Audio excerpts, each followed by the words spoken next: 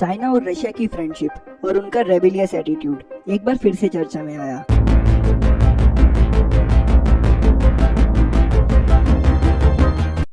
मई 2022 को चाइना और रशिया के मिलिट्री प्लेन्स ने टोक्यो क्वाड मीटिंग के दिन ही एशिया पैसिफिक रीजन में एक जॉइंट एक्सरसाइज शुरू कर दी। और बात तो तब बढ़ गई जब ये प्लेन्स ईस्ट चाइना सी और जापानीज सी के ऊपर उड़ने लगे।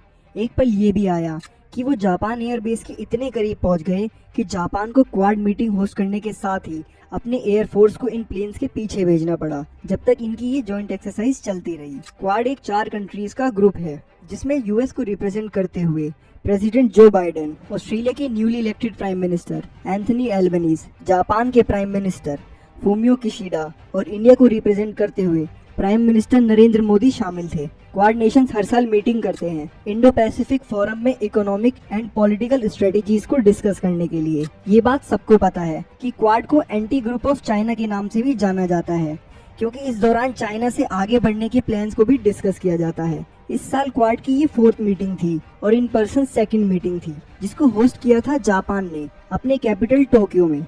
इस साल का क्वाड हाईलाइट ये रहा है कि मंडे को 13 Indo Pacific countries including quad with New Zealand, south Korea and 7 other Nations ने साइन किया है Indo Pacific economic framework for prosperity यानी IPEF। ये कंट्रीज अकाउंट करती है वर्ल्ड का 40% GDP एंड डेवलपिंग नेशंस होने की वजह से इनकी ग्रोथ का भी काफी स्कोप रहता है। इस इकोनॉमिक प्लान का मकसद क्लीन एंड आपस में बेहतर इकोनॉमिक बॉन्ड को बनाना है, स्पेशली जहां चाइना ने इंटरनेशनल मार्केट पर इकोनॉमिक इन्फ्लुएंस बनाया हुआ है उसे कम करने का। चाइना ने इस बात पे पॉइंट करते हुए कहा है कि यूएस कुछ नहीं बल्कि बस इंडो पैसिफिक रीजन में इकोनॉमिक नेटो बनाना चाहता है। इन सब के बीच एक चीज जो न्यूज में काफी चर्चा में रही थी वो थी मंडे को यूएस प्रेसिडेंट जो बाइडेन की ताइवान को लेके कमेंट, जो क्वाड के बेसिक एजेंडे का पार्ट नहीं था। वैसे तो कभी यूएस ने ओपनली ताइवान का साथ देने की स्ट्रेटेजी ओपनली अनाउंस नहीं की है, बट जो बाइडेन ने इस मीटिंग के दौरान कहा है कि अगर चाइना ताइवान पे हमला करता है तो उसे यूएस मिलिट्री पावर के साथ इंटरवीन जरूर करना होगा। और माना जा रहा है कि इस बात से इरिटेट होते हुए चाइना एंड रशिया ने मिलके ये एयर पेट्रोल एक्सरसाइज शुरू की, जो इनके अकॉर्डिंग एक एनुअल एक्सरसाइज है। इस एक्सरसाइज में रशिया की Tu-95 स्ट्रेटेजिक बॉम्बर और चाइना की शियन H-6 जेट शामिल थे, जो 15 घंटों तक जापानीज एंड ईस्ट चाइना सी के ऊपर घूमते रहे।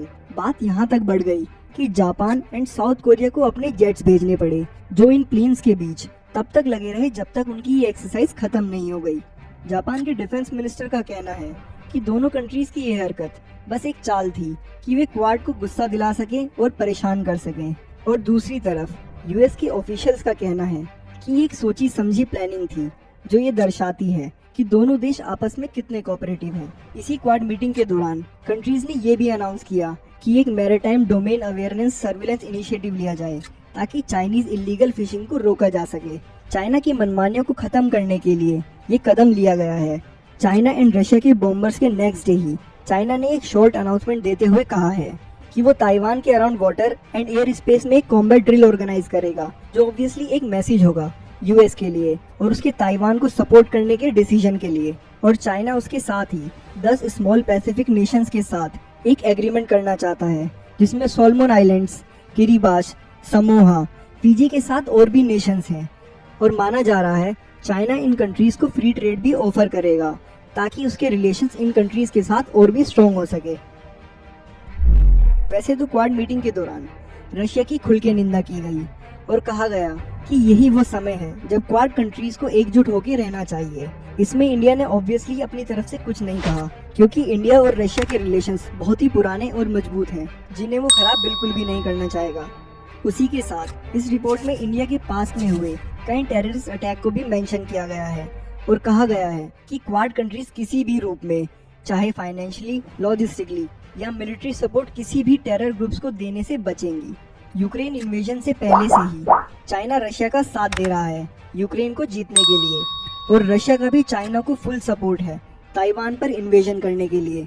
पर जहां इनके प्लान के अकॉर्डिंग यूक्रेन को एक हफ्ते में ही ढेर हो जाना चाहिए था, आज वो वॉर महीनों से लगातार चल रही है। Russian military and equipment capabilities, जिसका वो दुनिया भर में दबदबा दिखाते थे, इस समय वो कुछ खास काम नहीं कर रहा है। अब आगे देखते हैं कि इन टैक्टिक्स का कोई मेजर असर बाकी कंट्रीज पे होता है या नहीं। अगर वीडियो इन्फॉर्मेटिव लगी हो तो वीडियो को लाइक और चैनल को सब्सक्राइब करना ना भूलें। Thank you.